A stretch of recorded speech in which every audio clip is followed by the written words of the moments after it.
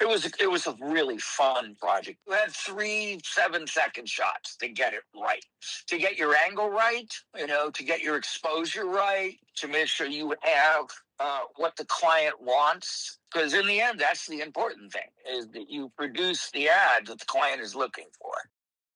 Over the years, I'm sure you've developed a preference for your cameras, lenses, lighting equipment, and so on. What's some of your favorite gear to use these days? For cameras, I shoot Nikon Z7s and Z8s. For lenses, all of my lenses that I work with are Tamron lenses. I do the majority of my work with probably three of those lenses.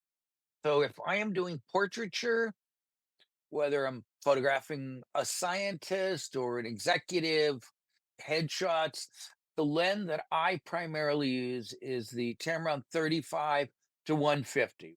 So if I'm doing journalism, if I'm doing news photography, which I still do a lot of, I use a Tamron 17 to 50, which ironically is a Sony mount. So I use a photodiox adapter and it works perfectly. It focuses fast, everything is perfect on it. And then the other lens I use for my longer lens is a Tamron 50 to 400.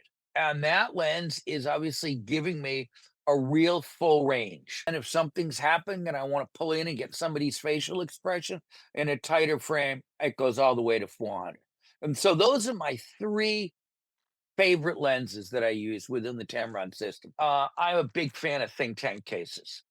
I mean, I've been using think tank cases for, I don't know, 15 years, 20 years. I use Benro tripods.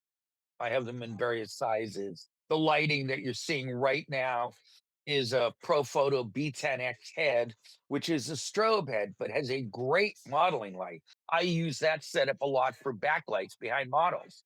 These are some of the tools I use a lot. I use a lot of different light modifiers, a lot of different reflectors. As I said earlier, some of them, I make out of photo foil.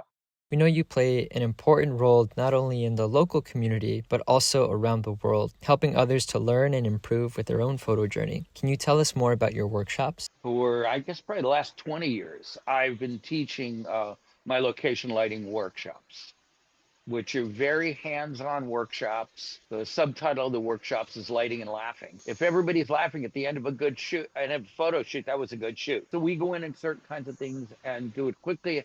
And this is what I teach people. And we've got several coming up. All of these things I'm talking about are actually into the workshops, from how you interact with your subject, how do you get them to relax, how do you pose your subject, how do you light it, what are the tools you need, when is a diffuser right. So again, all of this is included in the workshops.